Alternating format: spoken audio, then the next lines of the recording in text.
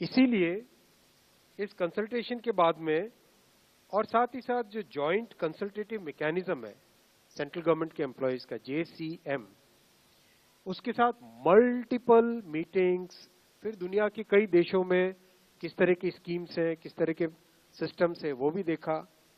फिर भारत की जो अर्थव्यवस्था है और केंद्र सरकार का बजट है, उसको समझने के लिए रिजर्व बैंक ऑफ इंडिया के साथ, वर्ल्ड बैंक के साथ, सबके साथ कंसल्टेशंस हुए और इस कंसल्टेशन के बाद में एक यूनिफाइड पेंशन स्कीम का रिकमेंडेशन इस कमेटी ने किया। और आज प्रधानमंत्री श्री नरेंद्र मोदी जी की अध्यक्षता में यूनियन कैबिनेट ने यूनिफाइड पेंशन स्कीम को अप्रूव किया है, इसको अनुमोदित किया है और ये स्कीम अभी आने वाले समय में लागू होगी। इस स्कीम के 5 पिलर्स हैं। सबसे इंपॉर्टेंट विषय था कर्मचारियों की तरफ से कि हमें अश्योर्ड अमाउंट एक चाहिए, जो बहुत लॉजिकल और वाजिब रिक्वायरमेंट था। तो इस डिमांड पे एक मेथोडिकल वे में काम करके और एक्चुअरियल साइंसेस, जो लोग आगे का भविष्य का रिक्वायरमेंट वगैरह कंप्यूट करने का एक तरीका होता है जिसको एक्चुअरियल साइंस बोलते हैं, उनके साथ मिलके कई तरह के फाइनेंशियल मॉडल्स को प्रोजेक्ट करके और सबके साथ मिलके एक सिस्टमेटिक तरीके से 50% अश्योर्ड पेंशन, ये इस यूपीएस का सबसे पहला पिलर है। इसकी डिटेलिंग देखनी चाहिए हमें। जो ये अमाउंट मिलेगा वो रिटायरमेंट से पहले के 12 महीनों की एवरेज बेसिक पे का 50% होगा।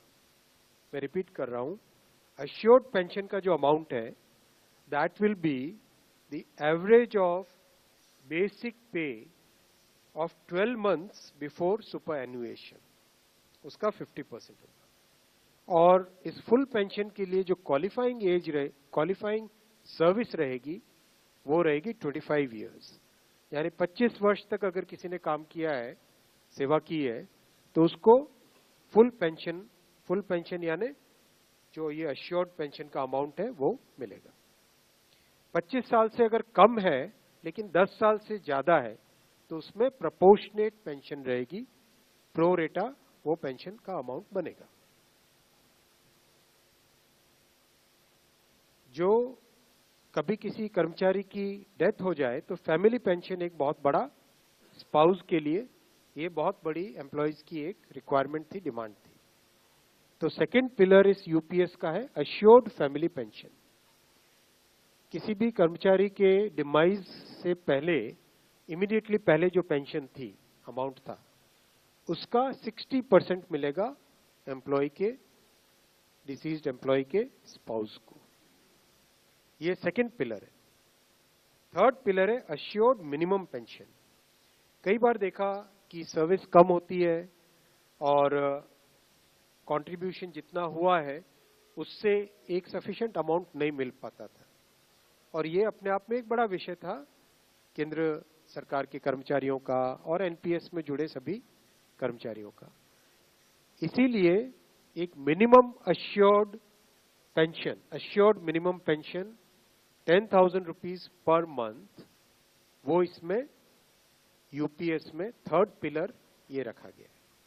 इसके साथ आगे वाले पॉइंट को जोड़ के करेंगे तो अगर डीएनएस रिलीफ यानी महंगाई से रिलेटेड रिलीफ जो मिलेगी तो वो आज की तारीख में होते होते करीब करीब 15,000 रुपए पर मंथ हो जाती है, which is a substantial relief part of this entire pension system.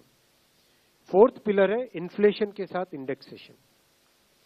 जैसे केंद्र सरकार के एम्प्लॉयज के लिए सैलरी में डीएनएस अलाउंस होता है, उसी पैटर्न पे जो इंडेक्स है, सेम इंडेक्स को यूज करके all India consumer price index for industrial workers, इसको यूज करके assured pension, assured family pension और अश्योर्ड मिनिमम पेंशन, इन तीनों के तीनों जो आपने पिछले पेज पे तीनों पिलर्स देखे, assured pension, assured family pension और अश्योर्ड मिनिमम पेंशन, इन तीनों के ऊपर इन्फ्लेशन इंडेक्सेशन डीएनएस रिलीफ के बेसिस पे मिलेगा, डीआर, डीए की जगह डीआर, डीएनएस रिलीफ।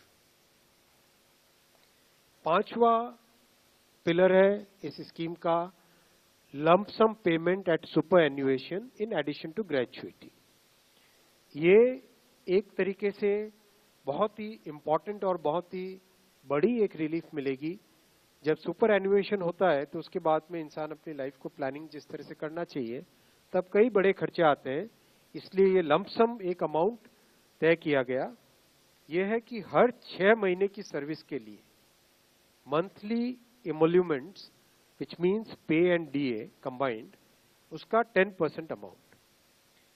तो ये एक अपने आप में सब्सटैंशियल एक अमाउंट रह जाएगा। जैसे मान लीजिए किसी का 30 इयर्स की सेवा है तो उसमें करीब करीब 6 महीने की सैलरी, समनाथन साहब दैट्स करेक्ट ना, करीब करीब 6, तो उसको 6 महीने की emoluments जो उसकी रहेगी पे प्लस DA मिला के वो एक लमसम अमाउंट की तरह मिलेगा। ये 5 पिलर्स को लेके आज यूनिफाइड पेंशन स्कीम अप्रूव हुई है। ये स्कीम केंद्र सरकार के करीब 23 लाख कर्मचारी, करीब 23 लाख एम्प्लॉइज हैं, उनको इसका बेनिफिट मिलेगा।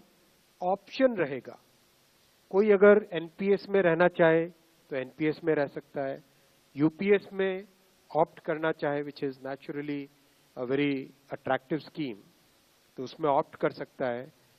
प्लस राज्य सरकारें अगर इसी फ्रेमवर्क को, इसी आर्किटेक्चर को यूज करना चाहे तो राज्य सरकारें भी इस आर्किटेक्चर को यूज कर सकती है। अगर राज्य सरकार के कर्मचारी भी इसमें शामिल होते हैं तो करीब 90 लाख के आसपास टोटल कर्मचारी इसका बेनिफिट मिलेगा। सबसे इंपॉर्टेंट जो आज के इस फैसले का बहुत ही महत्वपूर्ण पार्ट है वो है कि कर्मचारियों पर इस स्कीम का भार नहीं पड़ेगा।